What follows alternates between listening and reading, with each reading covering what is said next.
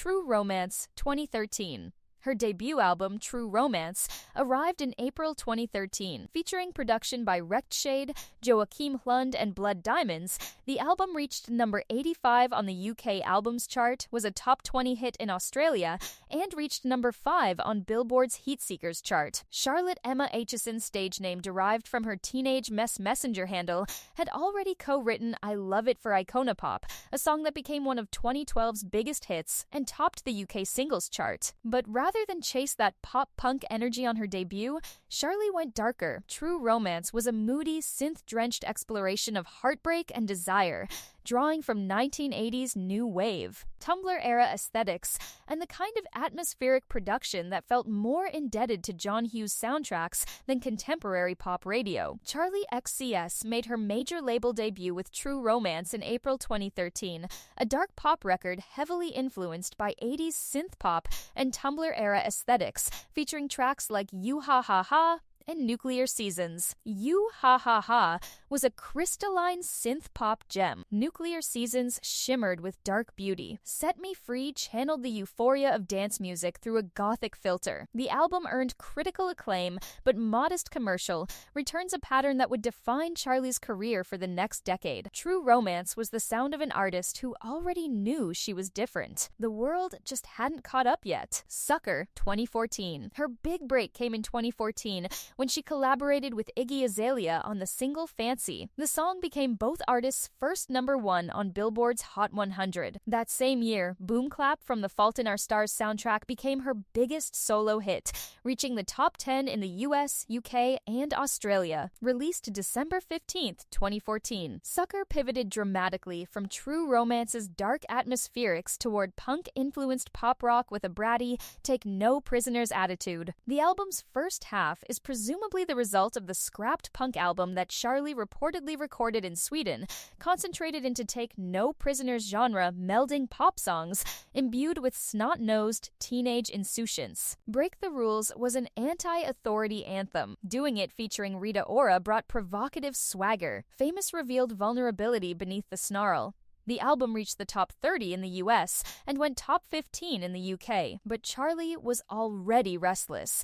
She later described feeling trapped between what labels wanted and what she actually wanted to make. The tension between commercial expectation and artistic ambition, a tension that would fuel her entire career, was already tearing at the seams. The mixtape revolution, this is where the real Charli XCX was born. After discovering the PC Music Collective and producer Sophie, whose metallic, hyper-processed, boundary-obliterating electronic production sounded like pop music from a parallel dimension, Charli abandoned conventional album cycles entirely. In February 2016, Charli XCX released the Vroom Vroom EP, a 4-track project produced by Sophie that served as a catalyst for the hyperpop genre. This EP is widely regarded by fans and critics as the most significant turning point in her career, prioritizing experimentalism over commercial viability. #1 Angel arrived in March 2017 with a lighter, bubblegum trap sound featuring collaborations with M,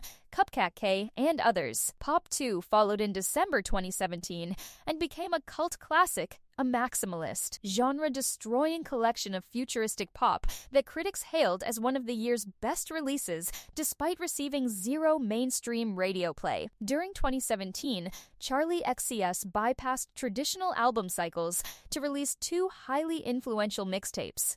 Tracks like Track 10, Out of My Head with Alma and Tove Lo, and Unlock It featuring Kim Petras and Jay Park became underground anthems. Pop 2 essentially invented the template for what the internet would later call hyperpop, a genre Charli didn't name but absolutely created. Charli 2019, where her 2017 mixtapes #1 Angel and Pop 2 felt like works in progress, the sound on Charli XCX's third album, Charli, feels more resolutely hers. Her ear for melody is rendered all the more sharp by primary producer A.G. Cook's bold, refractive electronic soundscapes. Released September 13th, 2019, Charli was her self-titled artistic statement, the album where she fused the experimental ambition of the mixtapes with the pop instincts of her earlier work and dared the mainstream to keep up. The feature list alone was a manifesto.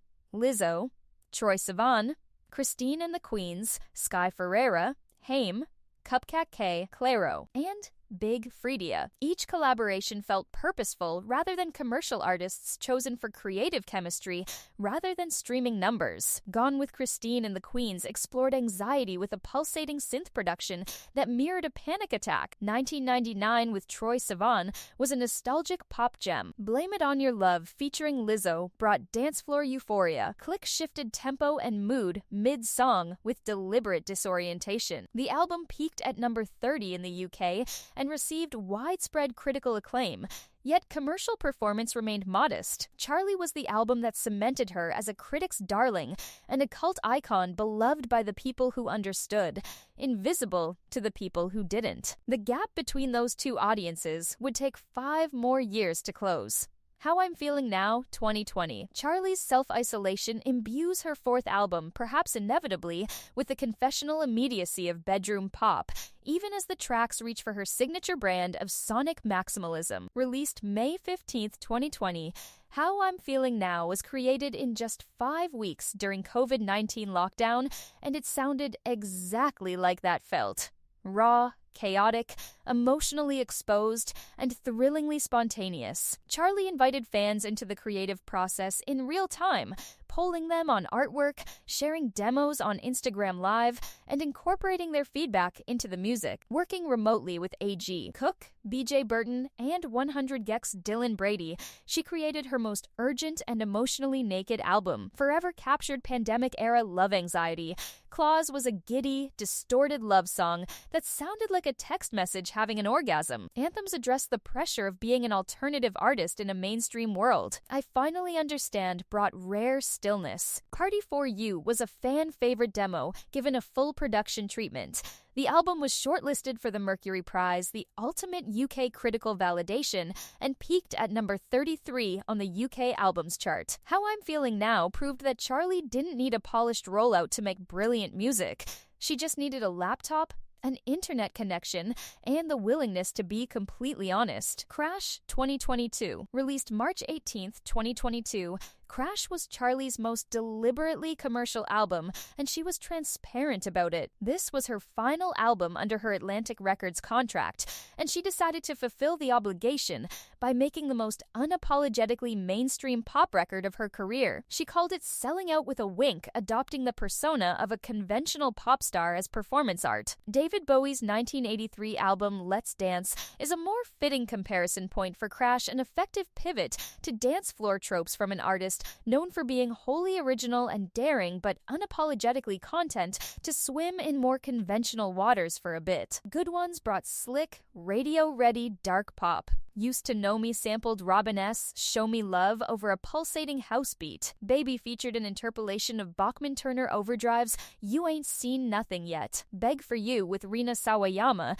sampled a 2000s dance classic. Crash debuted at number 1 on the UK Albums Chart, Charli's first chart topper in her home country, and reached number 6 on the Billboard 200. But the critical reception was cooler than her previous work. Some fans felt she genuinely sold out rather than satirized it. Others saw the entire era as a conceptual performance. Either way, Crash proved Charli could dominate mainstream pop whenever she chose. She'd just been choosing not to for a decade. Brat 2024. Then came Brat, and everything changed forever. Released June 7th, 2024, Brat became more than an album, it became a cultural earthquake. Brat splits the difference between the stay-at-home hyperpop of 2020's Insular, How I'm Feeling Now, and the more radio-friendly dance pop of 2022's Crash, and the result is one of the most relentlessly infectious rave-ups since KDB's On a Mission. The now iconic lime green cover, deliberately ugly, intentionally provocative, became the most parodied and referenced album artwork since Abbey Road. 360 opened with supreme confidence over A.G. Cook's aggressive club production. Club Classics captured the euphoria of a 4 a.m. dance floor. Apple went massively viral on TikTok with its own dance challenge. Sympathy is a Knife explored female competition and insecurity with devastating honesty. Girl, So Confusing addressed a complicated friendship with another female artist later revealed via the remix album To Be Lord, who appeared on the track To Reconcile. Following the album's release and the subsequent recent brat summer phenomenon, November 2024 saw the word brat top the Collins Dictionary list for Word of the Year. The album was certified platinum by the BPI within 6 months, after Charli won 3 Grammys and 5 Brit Awards. Brat cemented her transformation from cult icon to global phenomenon. In October 2024, she followed up with the remix album Brat, and it's completely different but also still Brat, featuring high-profile reimaginations with artists such as Lorde, Ariana Grande, Billie Eilish, and Julian Casablancas. The remix album wasn't an afterthought, it was a second act that transformed the album's meaning, adding vulnerability, resolution, and some of the biggest names in music reinterpreting Charli's vision through their own lenses. After over a decade of being too experimental for the mainstream, Charli XCX had finally forced the mainstream to become experimental enough for her. Brat didn't compromise. It didn't soften. It simply waited until the world was ready, and then it conquered. Wuthering Heights 2026. As daring and unpredictable as ever, Charli XCX followed her newly minted pop stardom with her moody, often experimental music for Emerald Fennell's Wuthering Heights. The Wuthering Heights soundtrack, accompanying the Margot Robbie and Jacob Elordi starring film, showcased Charli's ability to compose atmospheric, emotionally complex music beyond the club context, a film score that proved her artistry extended far beyond what even her most devoted fans expected. On 1st June 2026, she revealed she would be releasing her next studio album on 24th July. The album is called Music, Fashion, Film. Charli released brand new track, Rock Music, on 8th May 2026, which, as you'd expect from the title, is skewed more towards the rock genre than her previous work. The 7th studio album promises yet another reinvention this time, apparently incorporating rock influences, a genre Charli hasn't seriously explored since Sucker's punk pop flirtations over a decade ago.